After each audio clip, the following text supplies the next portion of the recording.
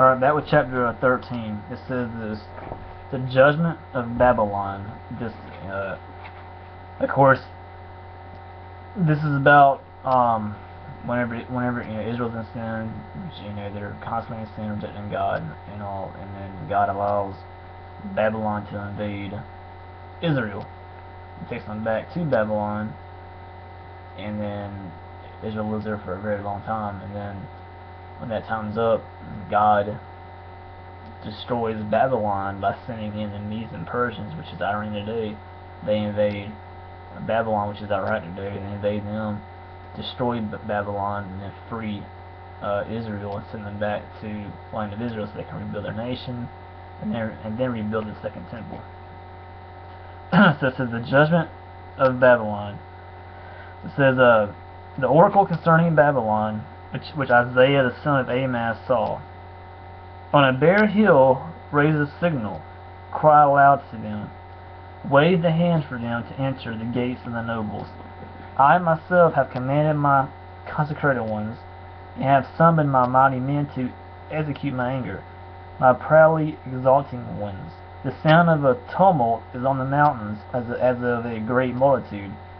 The sound of an uproar of kingdoms, of nations gathering together. The Lord of hosts, Christ, is mustering a host for battle. They come from a distant land, from the end of the heavens. The Lord and the weapons of his indignation to destroy the whole land. Well, for the day the Lord is near, a destruction from the Almighty it will come. Therefore all hands will be feeble, and every human heart will melt. They will be dismayed. Pains and agony will seize them. They will be in anguish like a woman in labor. They will look aghast at one another like in shock. Their faces will be aflame.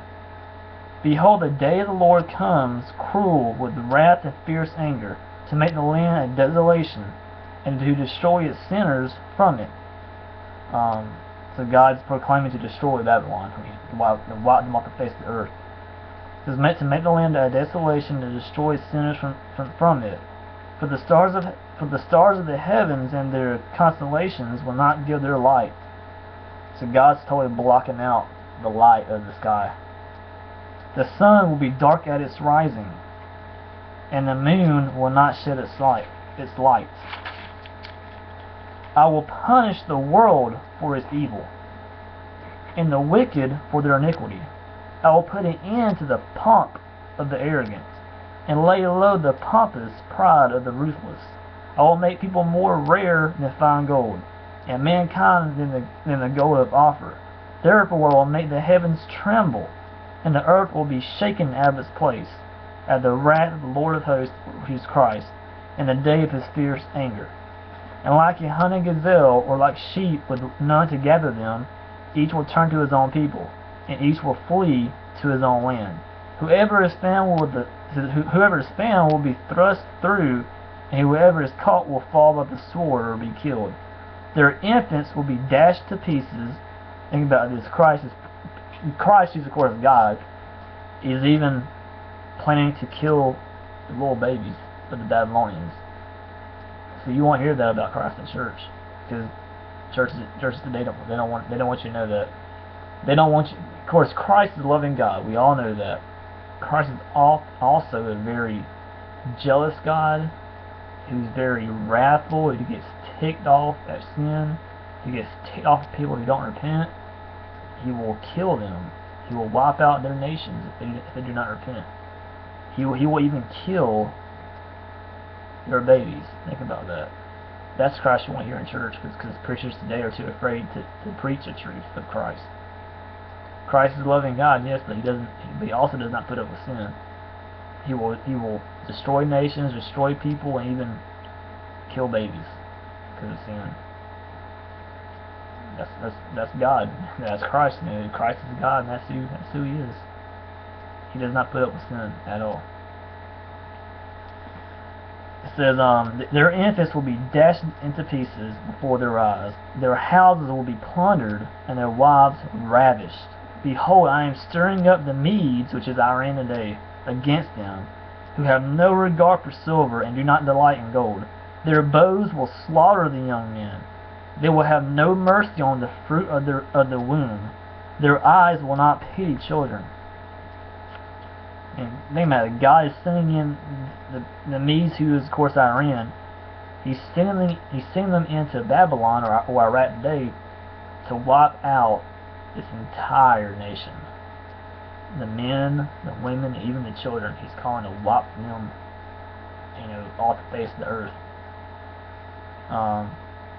Their bows will slaughter the young men. They will have no mercy on the fruit of the womb. Their eyes will not pity children. And Babylon, which is Iraq, the glory of kingdoms, the splendor and pomp of the Chaldeans, will be like Sodom and Gomorrah when God overthrew them. And of course, if you go to Babylon today, where Babylon actually sat, of course, where Sodom and Gomorrah was at, the Dead Sea's there today. And God promised He'd wipe out Sodom and Gomorrah because of their homosexuality. God wiped them out, and still today, the cities are not there. Where the Dead Sea's at now is where the two seas used to be at. God keeps His word. What God promises, He does. Babylon. If you go to Babylon today, Babylon is still a heap of ruins, just like God said it would be, and it will never be rebuilt. And it hasn't. It's still a heap of ruins. It says, in Babylon, the glory of kingdoms, the splendor and pomp of the Chaldeans will be like Sodom and Gomorrah when God overthrew them. It will never be inhabited or lived in all. It says it will never be inhabited or lived in for all generations, like I just said. You go there today, Babylon's still in a heap of ruins. No one lives there.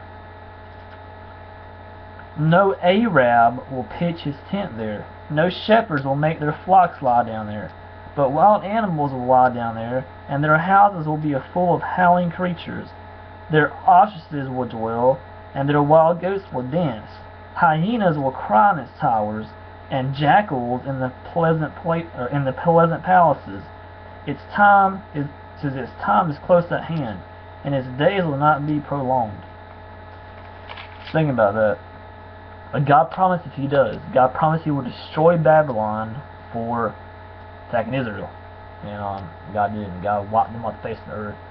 God sent in the Medes and Persians, which is of course Iran today. God sent them into Babylon, totally just wiped them off. He totally wiped them off the face of the earth. I mean, He wiped them out. He wiped the men, the women, and the children. God killed them all. He wiped them off the face of the earth. Because the Babylon attacked Israel. And God promised that He would. But see, here's the thing. God used Babylon. This goes back to what I was talking about, like Assyria, about last night. Actually, not. Well, yeah, last night. God used, Assyria to attack Israel the first time, and then God wiped out Assyria to save Israel. And the reason why God allowed Assyria to attack Israel is because Israel sinned. Well, once Israel got right with God, God destroyed Assyria to save Israel. And now He does it again. He sends in Babylon because Israel goes back to their sin. They don't repent. So God sends them Babylon. And then once Israel repents of their sins and gets right with God, God sends in God sends in the Medes and Persians, which is Iran today, totally destroyed Babylon, to kill their men, women, and children, totally wiped them out, so Israel can be free and sent back to their land to rebuild their nation, to rebuild the Second Temple. That's how God works, and God gets glory out of all of that. They have a map down here, or not a map, but like a chart. It says the oracles against the nations and the prophets. This is from Isaiah all the way to Zechariah. These are the nations that God put oracles on and attacked or destroyed. The kingdom of Ammon, which is actually Jordan today, He declared oracles on them. God had them, wiped out. Arabia, which is Saudi Arabia today. Assyria, which is of course the Turkey-Iraq border today. Babylon, which is Iraq. Damascus, which is Syria. Of course, Syria is about to, and Damascus is about to fall right now as we speak. Syria is in turmoil. You had the terrorists over there attacking Assad. Syria's gonna fall. It's just a matter of time. Just all those nations have fallen around Israel. So will Syria also. It will fall. Terrorists will, terrorists will take over Syria like they've taken over all these other nations that surround Israel. It's just a matter of time for World War III starts. So Damascus will fall. Edom, which is Jordan, also Egypt. Egypt has fallen into the hands of the terrorists. Elam, which is Iran. Let's see here. Of course, Elam, which is of course Iran. Once World War III starts, Israel attacks Iran. And if Iran, of course, attacks Israel back, Gaza will wipe out Iran. So there's another oracle on that. Ethiopia. We know Ethiopia will fall. Gaza will wipe out. The Palestinians, the Hamas, will wipe them out. The terrorists that control Gaza. Kedar and Hazan, Lebanon, which houses Hezbollah. Gaza will wipe them out. Moab, which is of course Jordan, also Philistia, which is of course Gaza. Tyre, Sidon, which is of course Lebanon. So all these nations, God's promising to wipe them off the face of the earth because of them attacking Israel, always coming against Israel. And some of these nations did fall here in the Old Testament. And of course, some of this is prophecy, so we're still waiting on it to happen, but it will happen. So again, Ammon, which is Jordan, God put oracle on them. Saudi Arabia, Syria, which is the Iraq-Turkey border, Babylon, which is Iraq, Damascus, which is Syria, Edom, Jordan, Egypt, Elam, which is Iran, Ethiopia, Gaza, Kedar, and Hazor, Lebanon, Moab, which is Jordan, Philistia, which is Gaza, and Tyre, and Sidon, which is Lebanon. All these nations will fall. Some of them have already fallen, but the ones who have not fallen yet will fall when they attack Israel, especially during World War III. God will wipe them out and save Israel. So that's let me look real quick. Yeah, that's the cities that God puts oracles on, or nations that God puts oracles on to destroy when they attack Israel. So 13 was about the judgment of Babylon, of the judgment of Iraq, actually. And I'll be back with chapter 14 here shortly.